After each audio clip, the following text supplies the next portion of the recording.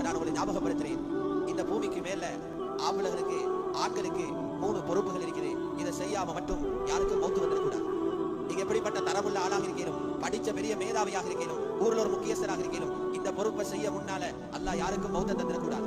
பெண்களுக்கு 2 பொறுப்பு இருக்குது, ஆண்களுக்கு 2 பொறுப்பு இருக்குது. ஃபர்து ஐன் கட்டாயம் செய்ய வேண்டிய பொறுப்பு.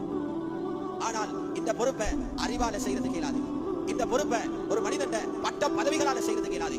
இதை செய்யறதுக்கு இயலும் ஈமான்ட சக்தி இருந்தா மட்டும்தான். அதனாலதான் இந்த குர்ஆன்ல பல இடங்கள்ல யா அய்யுஹன் நாஸ் மனிதர்களே என்று பொதுவாக விழித்து பேசியிருக்கிறானோ, அதே குர்ஆன் இந்த பொறுப்பை சொல்ற நேரத்துல மூமின்களே என்று தான் பேசியிருக்கிறார். யா அய்யுஹல்லதீன ஆமனூ ஈமான்தாரிகளே என்று பேசுறார். பேசி என்ன தெரியுமா சொல்றார்? கூ அன்ஃபுஸகும், முதலாவது கடமை உங்களை நரகத்தில் இருந்து பாதுகாத்துக்கோங்க.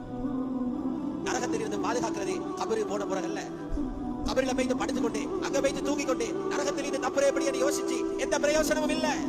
பூமியில அவங்களை படைச்சு வச்சிருக்கிறேன் திண்டு குடிச்சு கொண்டு இருக்கிறதுக்கல்ல. இங்க அழகாக வீடு கட்டி சுதந்திர பறவை போல வாழ்றதுக்கல்ல. பூமியில படைச்சு வச்சிருக்கிறார் சுவர்க்கத்தை வாங்க, நரகத்தில் இருந்து தப்புறதுக்கு ஏற்பாடு செய்ய. சுவர்க்கத்துல காணி வாங்குங்க, பூமியில இருந்து சுவர்க்கத்துல மாளிகையை கட்டுங்க, பூமியில இருந்து ஹூர்லீன்களுக்கு எல்லாரும் சந்திக்க ஆசையா சுவர்க்கோட பேசுறது, அழகிய குரல்களை படைத்த ரப்போட பேசுறது, அதுக்குரிய ஏற்பாடு செய்யுங்க. சுவர்க்கத்துல நீண்ட தோட்டம் இருக்குது, அந்த தோட்டத்துல மரங்களை நாட்டுங்க, பல மரங்களை நாட்டுங்க, அதுக்கு ஏற்பாடு செய்ய தான் இங்க படைச்சிருக்கிறான். சொல்றான் நரகத்தில் இருந்து உங்களை பாதுகாருங்க. ஃபர்து ஐனான அம்ரு, கூ என்பது அம்ருடைய வார்த்தை, வகா யகீயுடைய அம்ருடைய வார்த்தை, அம்ரு ஈஜாப். மக்ரிப தொழுகை எப்படி ஒவ்வொருத்தருக்கும் ஃபர்தோ, இது போல நரகத்தில் நீங்களை பாதுகாக்கிறது ஒவ்வொருத்தருக்கும் ஃபர்து. பாப்பா நல்லா இருக்கிறாரு, உம்மா சும்மா இருக்கிறாதே, பெற்றோர்கள் நல்லா இருக்கிறாங்க, பிள்ளைகள் நிம்மதியாக இருக்கிறாதே, அவங்க பாதுகாத்தே ஆகணும். 2வது பொறுப்பு ஆட்களுக்கு சொல்றான், நீங்க மனைவிமார்களை அவங்களை வச்சு வேலை எடுக்கிறதுக்கு இந்த துனியால படைக்கல. வேலைக்காரிகள் எல்லாம் அவங்க அல்லாஹ்வுடைய அமானிதங்கள், அவங்களை சொர்க்கத்தை கூட்டிக்கிட்டு போறது பொறுப்பு. 3வது சொல்றான், கணவனும் மனைவியும் 2 பேரும் இணங்கி உங்களை தந்திருக்கிற பிள்ளைகளை நரகத்தில் இருந்து பாதுகாருங்க. கூ அன்ஃபுஸகும் வ அஹ்லீகும் நாரா. இந்த 3 பொறுப்புகளை மறந்துடவே கூடாது. ரசூலுல்லாஹ்வுக்கு இதில் அலட்சியமா இருக்கலாம். ரசூலுல்லாஹ்வுக்கு குடும்பத்திலே ரொம்ப விருப்பமானவங்க தான் ஹஜ்ரத் ஃபாத்திமா ரலியல்லாஹு அன்ஹா.